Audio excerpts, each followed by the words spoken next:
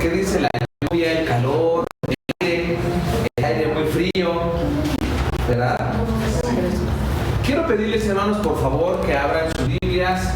Como dice el pastor, prendan sus Biblias de allá con el teléfono. Es muy práctico. La letra viene más grande, más de luz, ¿verdad? Que he estado batallando con la iluminación, pero con el teléfono es muy fácil, muy sencillo y es muy práctico. Vamos a ver nuestras Biblias, por favor, hermanos, en el Evangelio de Lucas, capítulo 11. Lucas 11.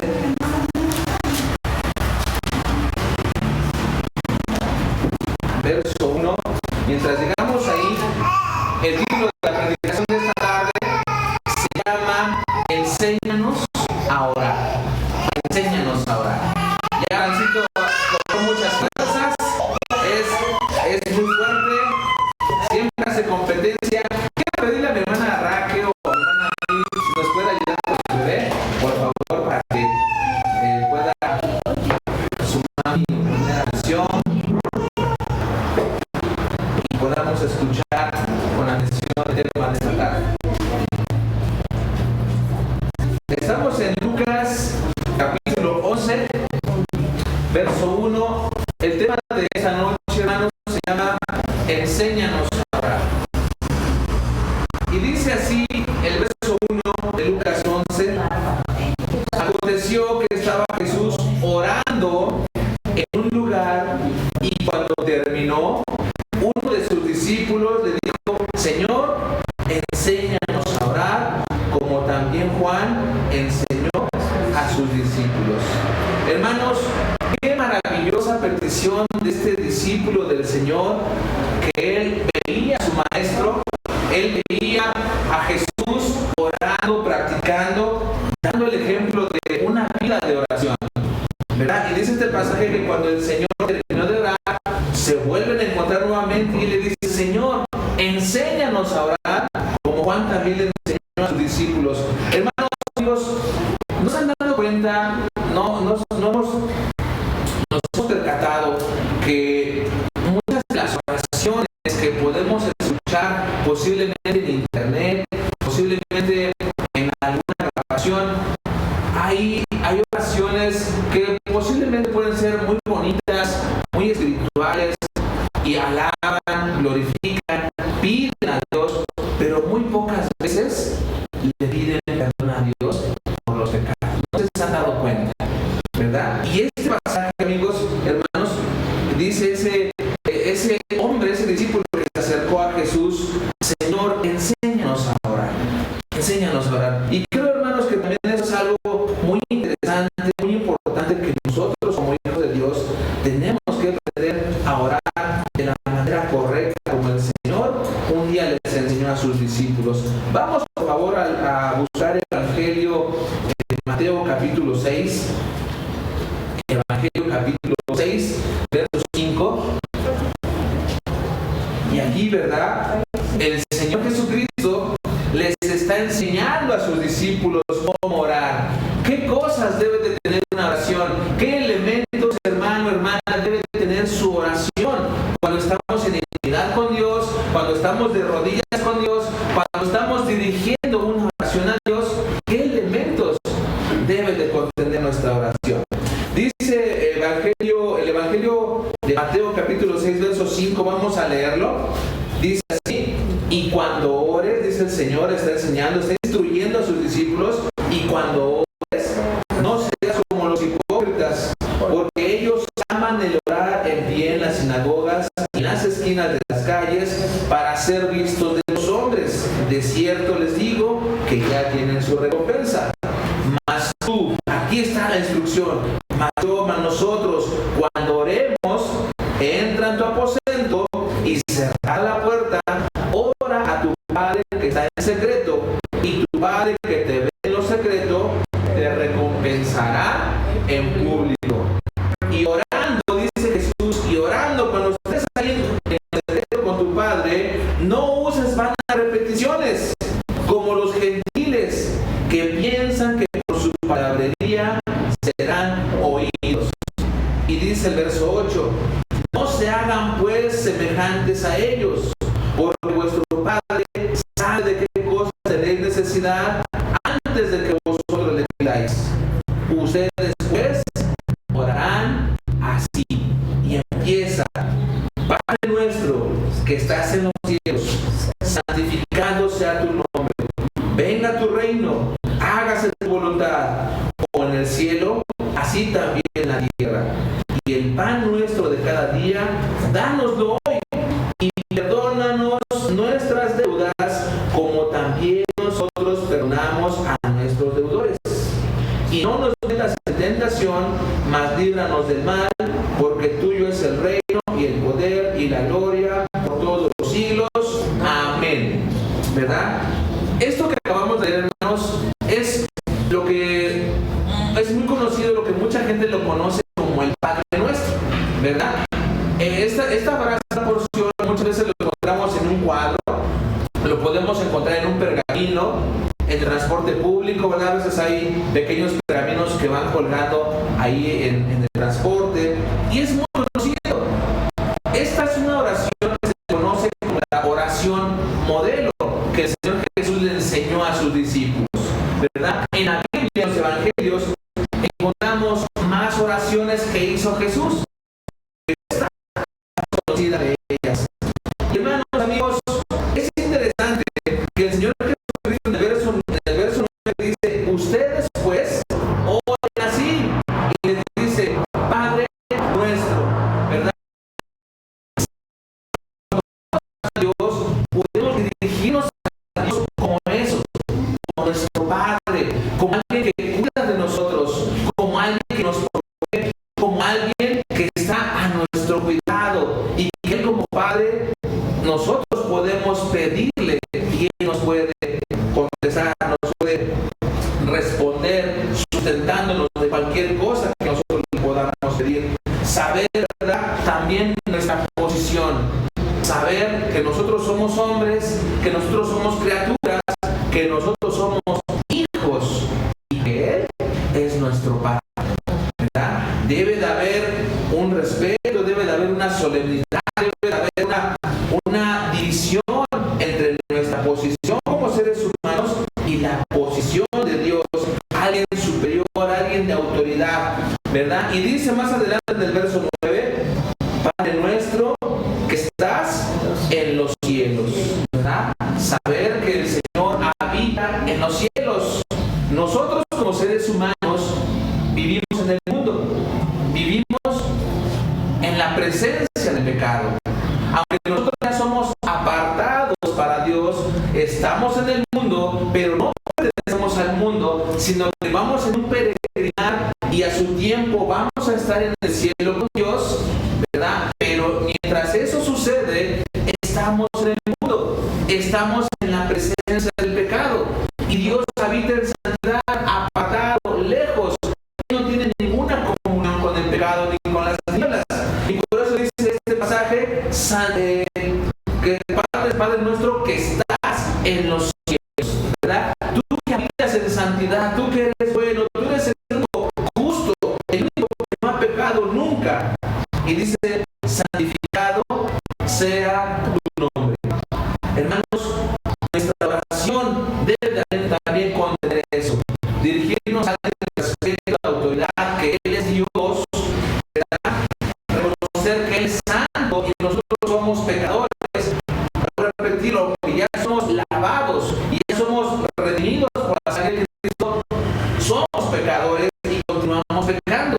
Aunque ya no lo practicamos como algo natural en nuestra vida, pero tarde o temprano podemos llegar a pecar. Grave o sencillo, poco o mucho, continuamos pecando, porque continuamos en carne, continuamos en el mundo. Y dice este pasaje: santificado sea tu nombre, ¿verdad? Reconocer que Él es santo, reconocer que Él está apartado, reconocer que Él habita en santidad. Eso es lo que debe de contener nuestra oración. Dirigirnos a Dios como alguien santo, como alguien superior, que debe de contener adoración nuestra oración. Y continuamos leyendo en el verso 10. Dice: venga tu reino, que venga tu reino. Otro elemento, hermanos, que nosotros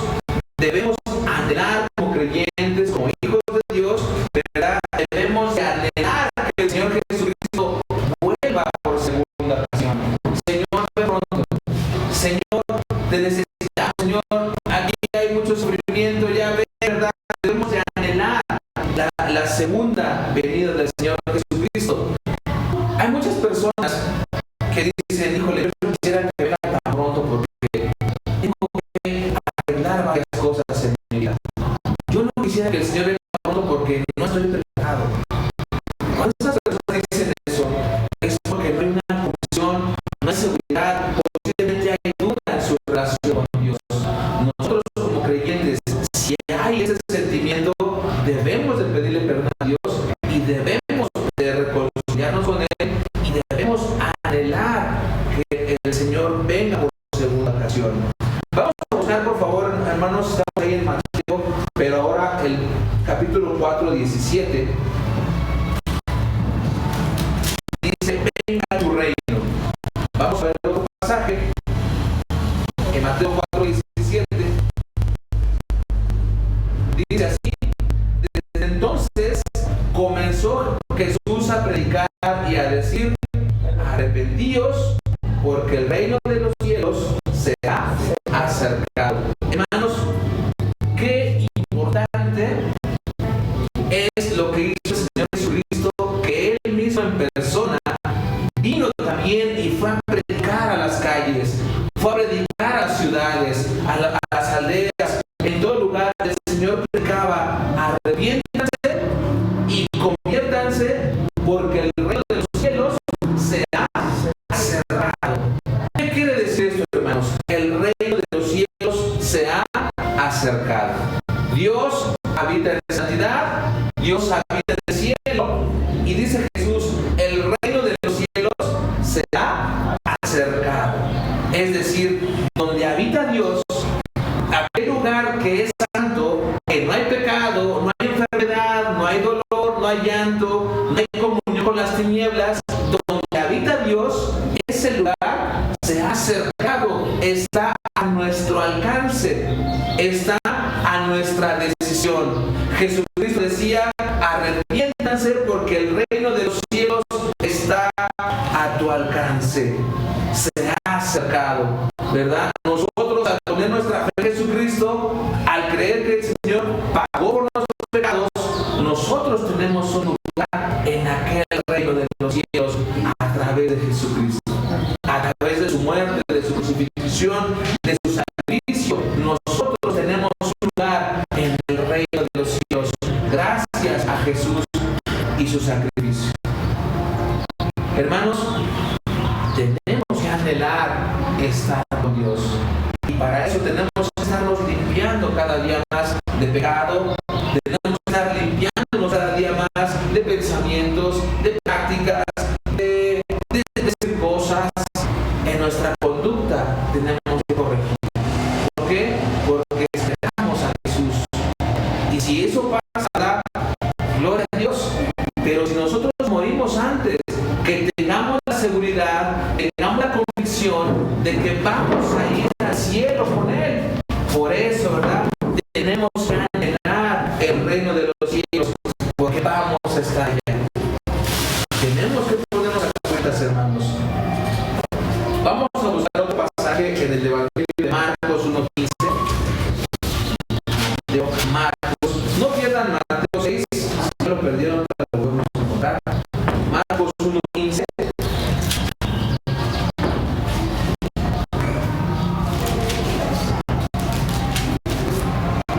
Y otra vez, ¿verdad? Son palabras del Señor Jesucristo. Él andaba en las ciudades, en las calles, en las aldeas, predicando. Y dice el verso 15, diciendo, el tiempo se ha cumplido y el reino de Dios se ha acercado, arrepiéntanse y crean en el Evangelio. Nuevamente el Señor Jesucristo está dando este anuncio, está predicando, está dando esas buenas noticias. El tiempo de la salvación, el tiempo de que nosotros tengamos esta oportunidad de ir al cielo, se había cumplido. Y tenemos que arrepentirnos. Y decía Jesús, crean en el Evangelio, porque el reino de Dios se ha acercado. El reino, aquel lugar, aquella ciudad, aquel imperio donde habita Dios, hermanos, ha estado al alcance del ser humano desde que Jesús nos ha dejado esta palabra, el Evangelio. ¿Verdad? Abiertamente, cualquier persona puede ir a ese lugar, siempre y cuando, dice Jesús, arrepiéntanse y crean en el Evangelio. Vamos a regresar a Mateo 6. Ahí atrásito estamos en Marcos. El libro anterior es Mateo.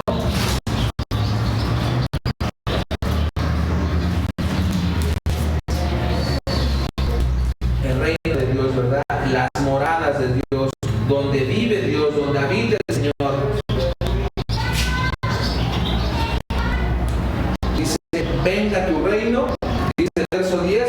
Perdón, hermanos, vamos a buscar, no pierdan Mateo, vamos a buscar el Evangelio de Juan 14:2. Perdón, me equivoqué de cita. Juan 14:2.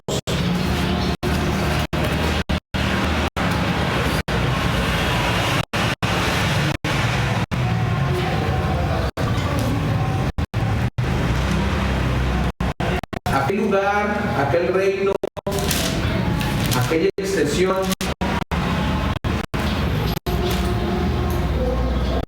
se ha acercado a nosotros, a los seres humanos.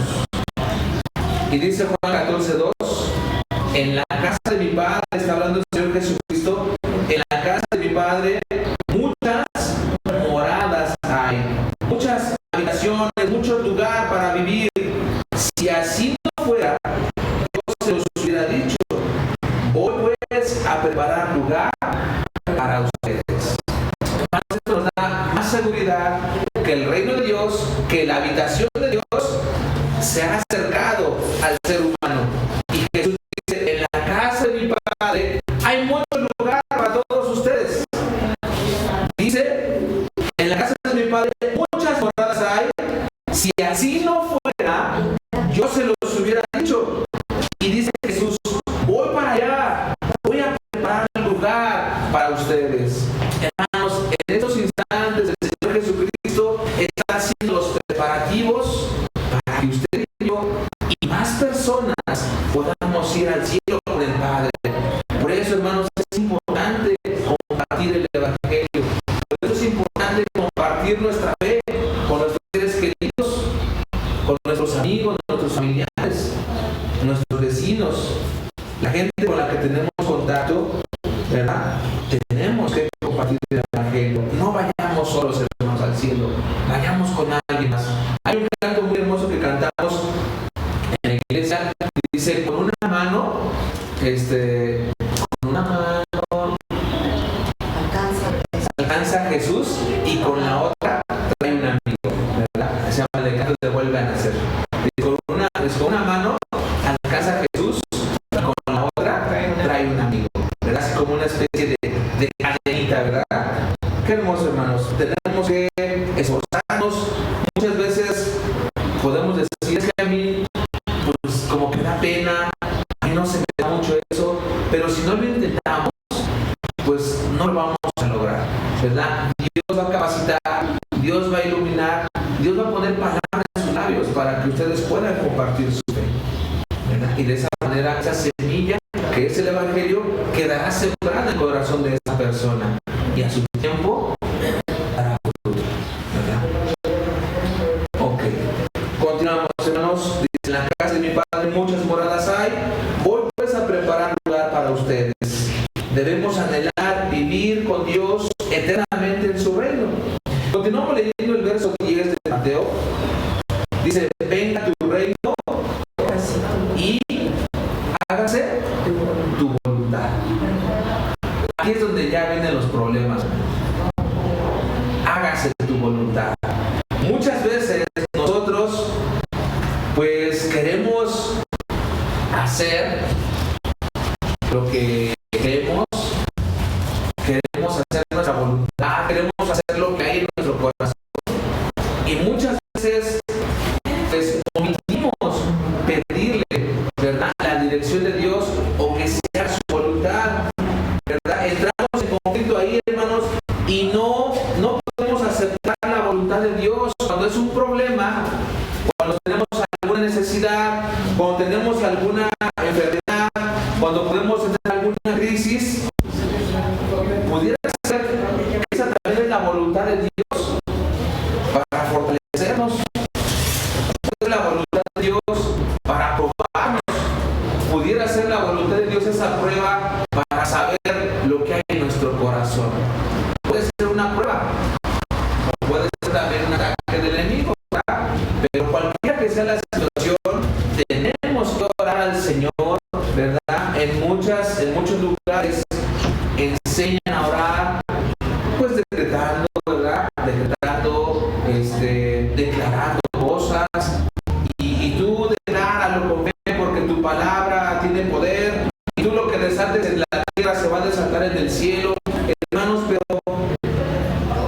no encontramos ningún pasaje en la Biblia donde se enseñe tal cosa. Al contrario, podemos encontrar que la única palabra que tiene poder es la palabra de Dios. En el libro de Génesis, ¿verdad? Dice, encontramos que Dios dijo, y hágase la luz. Y la luz fue, y separe la luz de las tinieblas, ¿verdad? Y separe lo seco de las aguas, y las aguas produzcan seres vivientes, monstruos marinos, y la tierra produzca animales, bestias del campo, y fue así. En la Biblia solamente encontramos, hermanos, que la única palabra que tiene poder es la palabra de Dios. Nosotros no tenemos el poder para desatar cosas ni arrebatarle nada a nadie. No tenemos el poder siquiera para sanar a alguien. Dice la Biblia, la oración eficaz del justo puede mucho. Pero no dice que tu oración y tu palabra, decláralo y va a sanar. Hermanos, si eso fuera cierto, no hubiera enfermos más en los hospitales, no hubiera enfermos en casas, no hubiera gente pobre, no hubiera gente muerta. ¿Por qué? Porque estás declarando sanidad, estás declarando vida, estás declarando riqueza. No hubiera gente pobre, no hubiera gente enferma, nadie moriría. Si es que eso fuera cierto, que nuestra palabra de ser humano tuviera poder. Y dice este pasaje, hágase tu voluntad. Y es ahí donde entramos en conflicto muchas veces, hermanos, porque nosotros queremos hacer, o más bien queremos que Dios haga lo que queremos. Queremos que Dios haga lo que yo quiero, cuando yo quiero y como yo quiero, a la hora que yo quiero.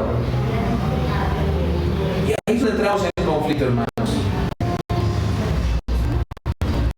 Dios no es el genio de la lámpara maravillosa, y nosotros tampoco somos aladinos para afrontar, para leer la Biblia y decir, Señor, quiero esto, Señor, concédeme esto, yo lo quiero de este tamaño, de este color, yo lo quiero de esta manera.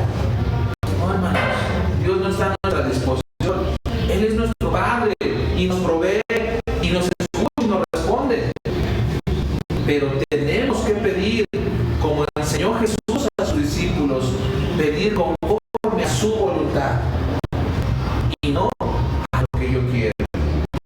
Vamos a ver un ejemplo, hermanos, en Mateo 26, 37, no pierdan Mateo 6. El más grande ejemplo, hermanos, que podemos encontrar en la Biblia, el ejemplo del Señor Jesucristo. Mateo 26, 37 al 39. Es un pasaje, hermanos, donde el Señor Jesucristo está a punto de vivir una experiencia pues inimaginable, algo totalmente duro, difícil, doloroso. Dice Mateo 26, 37 y 39, y tomando a Pedro y a los hijos de Zebedeo, comenzó a entristecerse y a angustiarse en gran manera. Entonces Jesús les dijo, mi alma está muy triste hasta la muerte. Quédense aquí y velen y oren conmigo. Yendo un poco adelante, se postró sobre su rostro, orando y diciendo, Padre mío, si es posible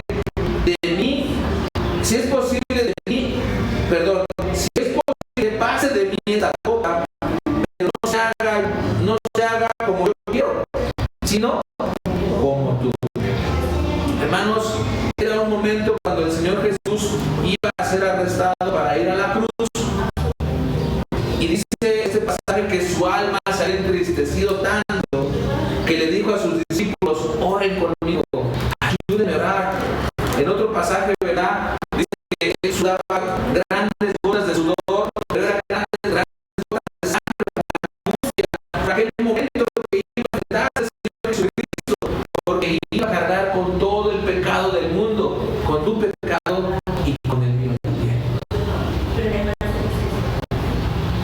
Y el Señor nos da este ejemplo también de su visión. Dice, Padre, si es posible, pasa de mí esta copa. Si es posible, Señor, pero no hagas lo que yo quiero. No hagas mi voluntad, sino que sea tu voluntad en mi vida. De esa manera,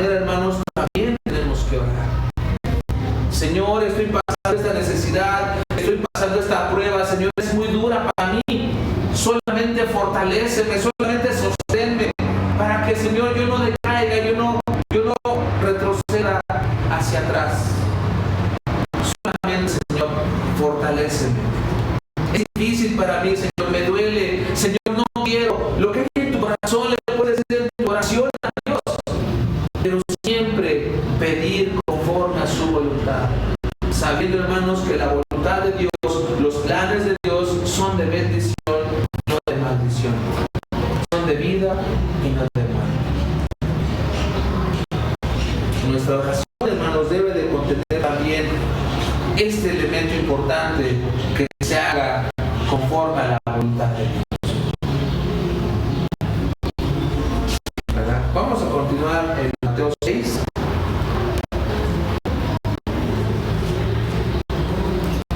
Dice 10, venga tu reino, hágase tu voluntad, como en el cielo, así también en la tierra. Hermanos, Dios en el cielo tiene millones de ángeles que le adoran, que le sirven, y cuando Dios da una orden, los ángeles están prestos y dispuestos para decir al Señor: aquí estamos, Señor, ¿qué más quieres que hagamos?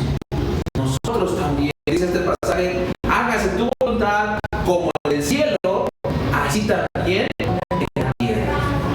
Tenemos que estar dispuestos, prestos para servir al Señor, principalmente para predicar su palabra. Dice el verso 11, el pan nuestro de cada día, dánoslo hoy. El pan nuestro de cada día, dánoslo hoy. Hermanos, debemos de depender de su provisión diaria. No confiar en nuestras propias cuentas de banco, nuestras riquezas, en nuestros logros. No confiar en mi salario, que puede ser muy jugoso, puede ser algo reducido. Hermanos, no debemos depender de eso. Debemos de depender a Dios. Señor, danos el pan. Que nuestro alimento nunca falte en nuestra mesa. El Señor Jesucristo, ¿verdad? Él en alguna ocasión hizo un milagro de multiplicar 2 panes y 3 peces. Dos peces, ¿verdad? 2 peces y 3 panes. Y él multiplicó y alimentó a más de 5,000 personas, dice la Biblia, sin contar mujeres y niños. Y aún así sobraron, se saciaron todos y sobraron 12 canastas, 12 cestas llenas. Hermanos, el Señor Jesús bien pudo haber dicho a sus discípulos: pues ustedes oren con fe y se va a multiplicar lo que hay en su harina, en su aceite. Ustedes solamente oren con fe y va a haber milagros.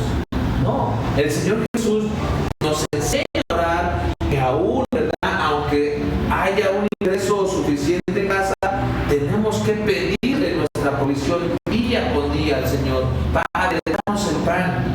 No confiar, hermanos, en nuestras cuentas de banco, en nuestra riqueza, ¿verdad?, sino que debemos de pedir su provisión y debemos siempre depender de Él. En alguna ocasión, ¿verdad?, la Biblia también nos enseña que había un hombre rico que tenía sus graneros llenos de trigo, de semillas. Y había acumulado por años y había acumulado gran cantidad de riquezas. Y un día dijo ese hombre: alma mía, ahora sí voy a disfrutar de todo lo que he acumulado. Y dice la Biblia, dice: hombre necio, no sabes que esta noche vendrán a pedir tu alma, a buscar tu alma. ¿Verdad? Muchas veces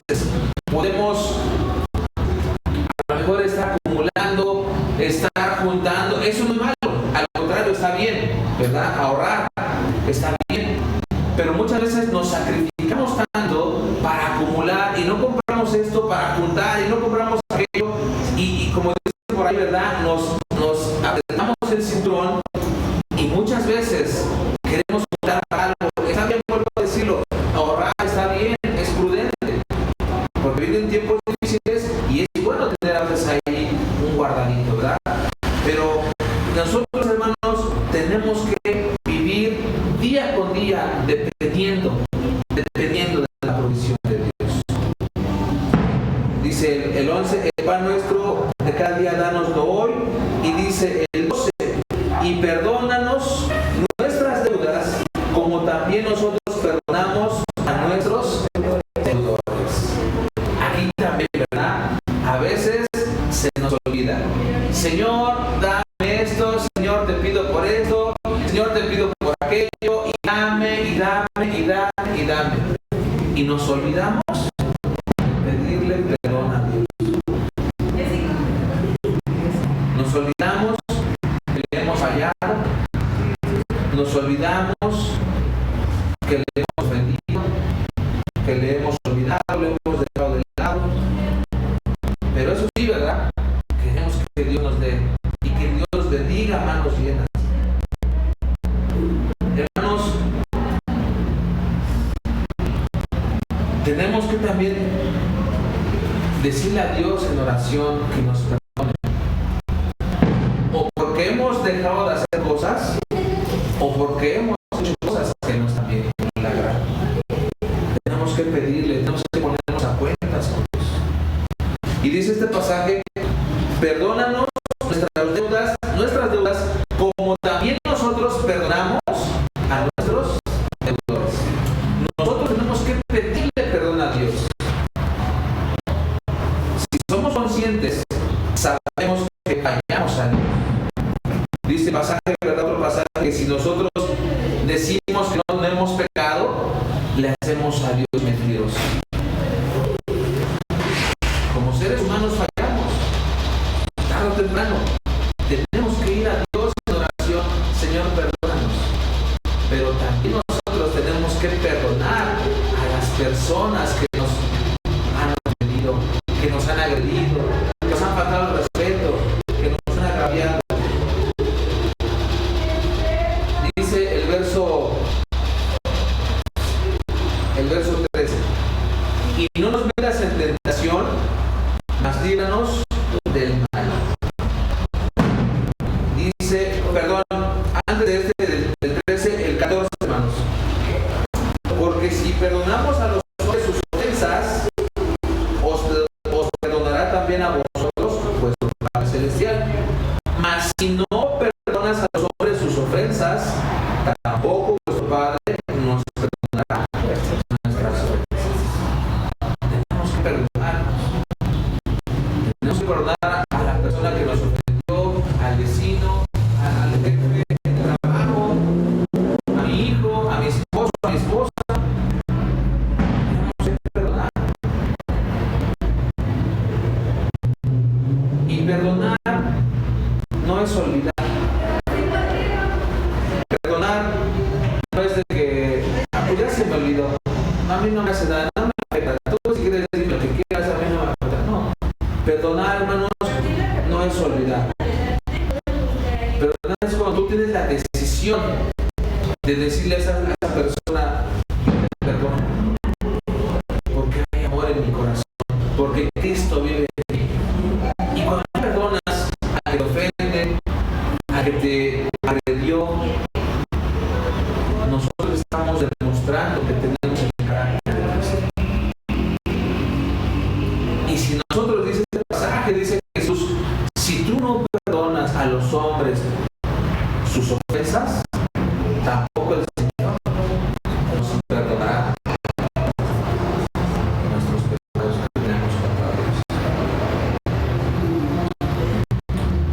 Tenemos la obligación, hermanos, de perdonar a los que nos lastiman, a los que nos ofenden. Y perdonar, hermanos, también tiene muchos beneficios corporales, físicos, ¿verdad? Porque te liberas de rencores, te liberas de tristezas, te liberas de cosas que pueden lastimarte en tu alma, en tu corazón. Pero lo principal, hermanos, es que tú tendrás también el perdón de Dios. Estás obedeciendo a Dios al perdonar. Entonces Dios ve con agrado tu oración. Y Él también, cuando le dice, Señor, perdóname, he fallado contigo, no he leído la Biblia, no he orado, no he hecho aquello que tú me has dicho, Señor, perdóname. Y el Señor entonces, cuando nosotros perdonamos a nuestros enemigos,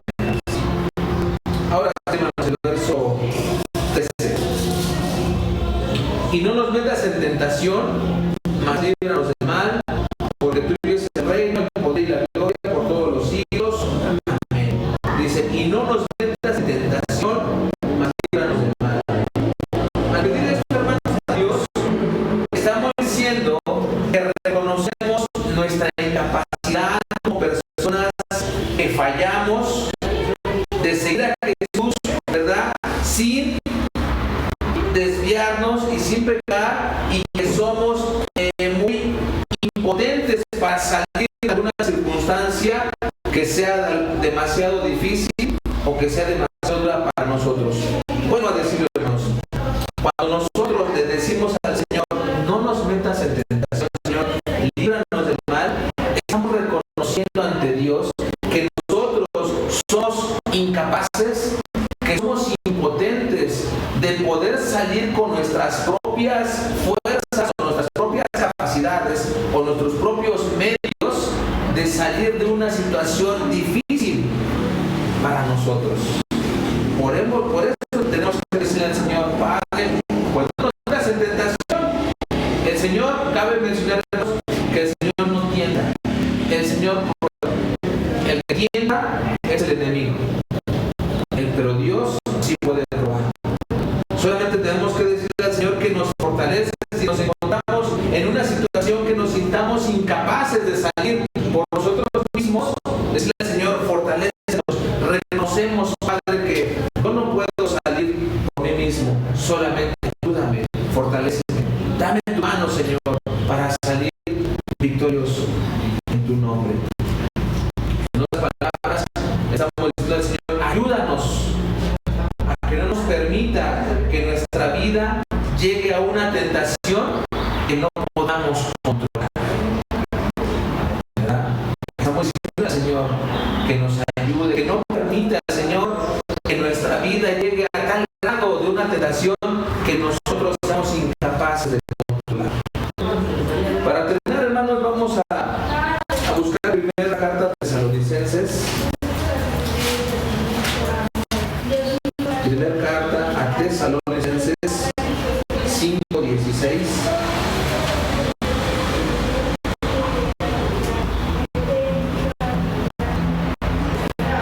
al 18.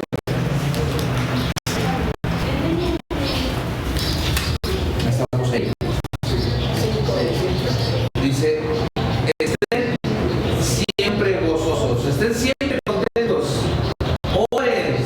oren sin cesar, ¿verdad? No se cansen de orar. Dice el 18, den gracias en todo, denle gracias a Dios en todo, porque esa es la voluntad de Dios para nosotros en Cristo Jesús. Hermanos, debemos de mantener, esforzarnos por tener el gozo, no cansarnos de orar. A veces, pues, es difícil en el día, es cansado el trabajo, las jornadas laborales, los niños, el quehacer, las ocupaciones diarias, y nuestro cuerpo se cansa, pero tenemos que hacer un esfuerzo de mantener el gozo, ¿verdad? Que las ocupaciones no nos roben la alegría que Dios ha puesto en nosotros. Debemos orar continuamente. Y dice el 18, tenemos que dar gracias a Dios en todo, en lo poco o en lo mucho. Cuando tenemos salud o cuando tenemos enfermedad, cuando tenemos riqueza o tenemos escasez, tenemos que dar gracias a Dios en todo. ¿Por qué? Dice, porque esta es la voluntad de Dios para nosotros en Cristo. Tenemos que ser agradecidos con Dios. Tenemos que dar gracias a Dios en todo, porque esa es la voluntad. Si estamos pasando por alguna prueba, a lo mejor Dios lo está usando para fortalecernos en fe, para pasar un escalón más arriba en fe, en obediencia. Pudiera ser que Dios está probando para ver, ¿verdad?, cómo reaccionamos como creyentes, como hijos de Dios, para saber qué hay en nuestro corazón, cómo vamos a reaccionar ante tal prueba. Pero esa es la voluntad de Dios. Y si en caso que fuera una tentación, un ataque del enemigo, tenemos que continuar orando, orar sin cesar, ¿verdad?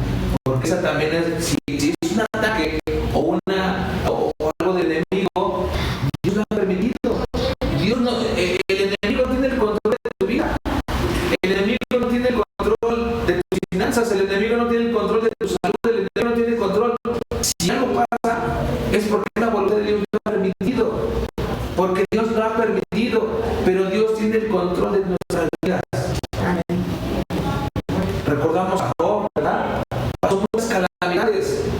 El enemigo le dio a Dios autoridad para tocar su salud, para tocar sus riquezas, para tocar a su familia, pero estaba sujeto a la voluntad de Dios también. Él no hace nada por sí mismo, si no es por la misma voluntad de Dios. Y si es algo así, hermanos, Dios tiene el control de la situación que estamos pasando. En conclusión, hermanos, cuando oramos, cuando nosotros vamos a Dios en oración, cuando tú doblas tus rodillas, o cuando estás sentado en cama, o estás acostado y estás mentalmente orando o hablando verbalmente, nosotros platicamos con Dios. Nosotros le pedimos a Dios. Cuando nosotros oramos, nosotros adoramos a Dios. Nosotros agradecemos a Dios cuando hablamos con Él. Pero cuando vamos a la Biblia, cuando leemos la Escritura y vamos una página y pasamos a la otra, el Señor nos habla. Es cuando nos responde.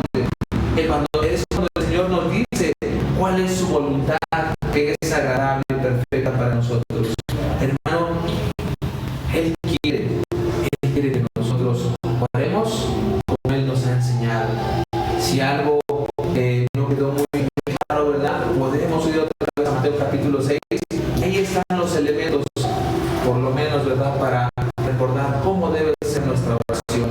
Debe de haber gratitud, debe de haber adoración, reconocimiento.